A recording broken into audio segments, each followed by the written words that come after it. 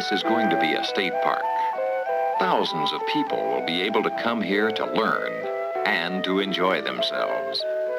But before this happens, the staff of the Texas Parks and Wildlife Department will conduct thorough studies of the park's resources. This is to assure that its adaptation for your enjoyment contains the proper balance between caring for the site's resources and meeting the recreational needs of the public. If this planning were not done, you can well imagine what would happen if several thousand cars went down this road. 1,000 fires were built beneath these trees. 1,000 people tried to swim in this creek. 1,000 campsites were built indiscriminately.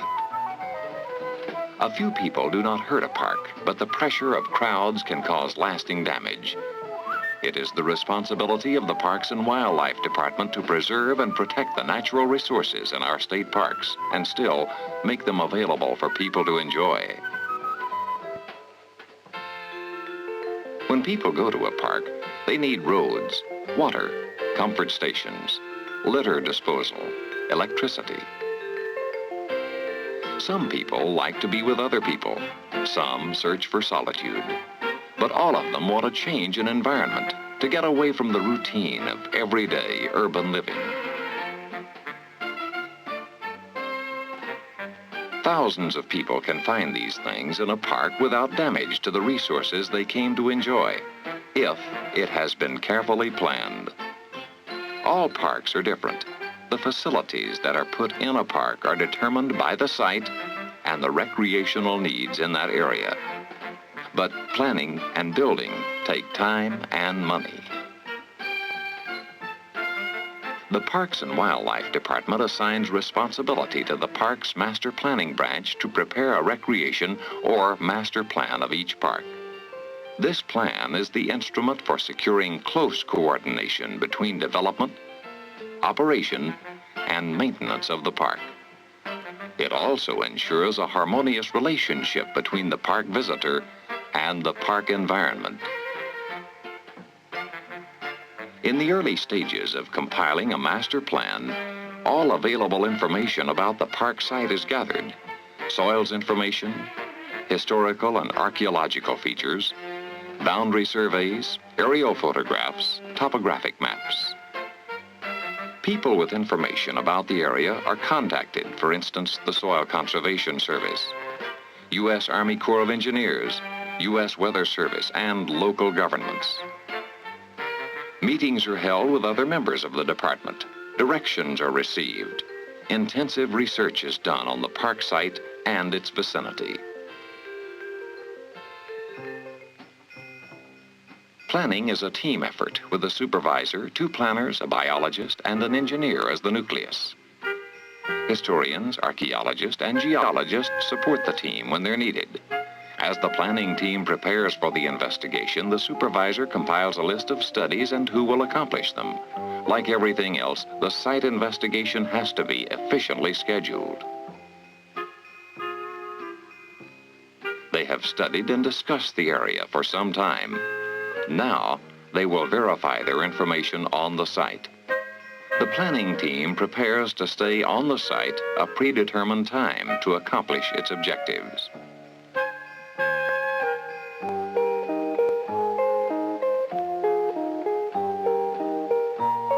A large amount of information must be gathered on this first trip. Of prime importance is the information the planning team will need to thoroughly evaluate the site. This should include a complete analysis of the area with regard to everything from natural resources to recreational potential. New park sites are undeveloped and often in remote locations, so the planning team must be prepared to camp on the site. This also gives them more time to study the area and become familiar with it, to experience it in the early morning and late evening, as well as during the day.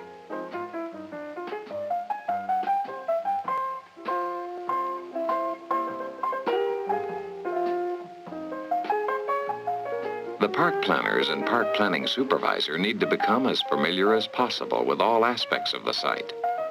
One way this is achieved is by making an extensive photographic record for future reference. At the same time, the biologist collects the information necessary to define valuable areas for vegetation and wildlife. He collects information for an environmental analysis of the site and makes lists of plants and animals in the park.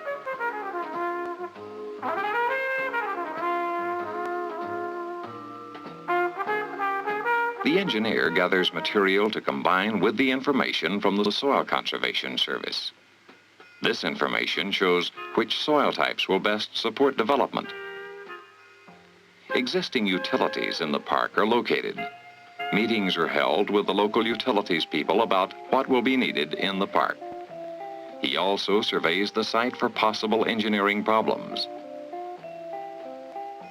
An archaeologist joins the team during the site investigation to prepare a map of the archaeologically significant areas.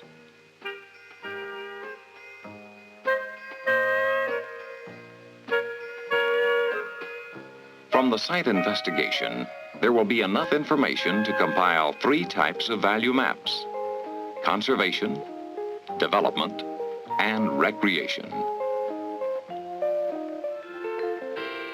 The first series of value maps is called the Conservation Series.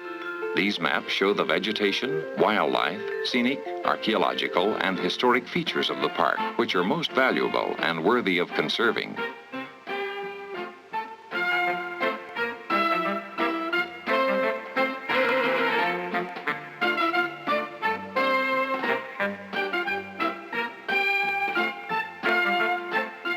These subjects are shown in terms of shaded areas on the maps. The darker the area, the more important it is to conserve. People will be able to enjoy these precious resources without harming them. These resources are the essence of the park. The conservation value maps are then combined to make a composite. The second series of maps is the Development Series. It shows the park's physical and environmental features which will enable economical, long-lasting development. In a park, development can be restrooms, shelters, and other buildings, as well as trails, wastewater, and solid waste disposal areas, roads, picnic areas, and campsites. The Development Series consists of value maps on soils, slopes, weather, human influences, water resources, and the effects of water levels on the park site. These values are shown by shaded areas on maps. The darker the area, the less desirable it is for development. All the value maps are then combined to make a composite. Once this is done, the conservation composite is placed over the development composite. The light areas in the conservation composite, which coincide with the light areas on the development composite, show the areas best suited for development.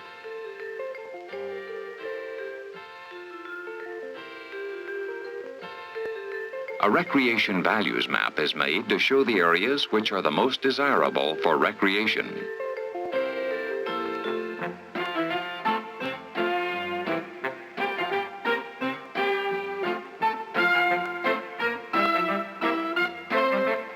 The conservation and development composites are placed under the recreational values map to determine land use areas. Once the planning team determines the areas best for development, they must determine what types of facilities should go in these areas. By analyzing the recreational needs of the people in that particular region and the potential uses of the development areas in the park, they can determine the necessary types of facilities. By placing development in the lightest conservation development series areas and close to areas of recreational value, a rational land use concept can be achieved. By looking again at the people's recreational needs for that region, the planning team can determine how many recreation facilities are needed, but the number of facilities must be within the limitations of the carrying capacity of the site. Also, the number and location of recreation facilities determine the requirements for support items such as utilities, restrooms, roads, and parking.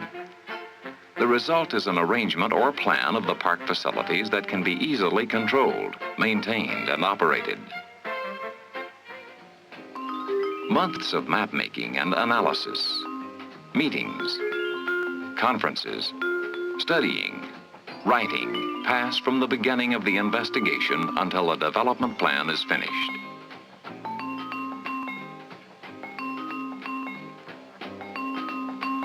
The development map shows areas of proposed development in detail, including individual facility locations for present and future development.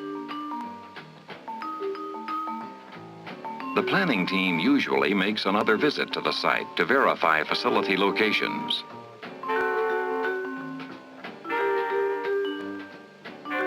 There is a last meeting or review before submitting the plan to the Parks and Wildlife Commission for guidance and direction.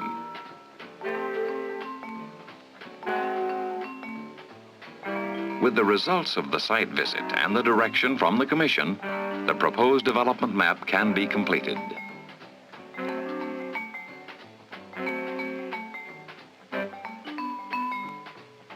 The planners work on the final text of the plan, including a budget and written description of all facilities shown on the development map.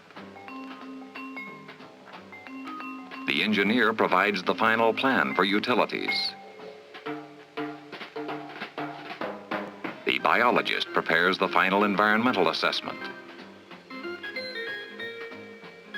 The planning team assembles the master plan from all information gathered. After the Commission has reviewed the development map and before the plan is finalized, the proposed development is presented at a public hearing. This gives the general public an input into the planning process.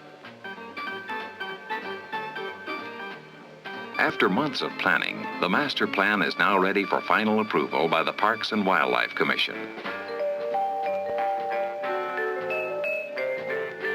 When the Commission has approved the master plan, it is printed in book form for easy reference.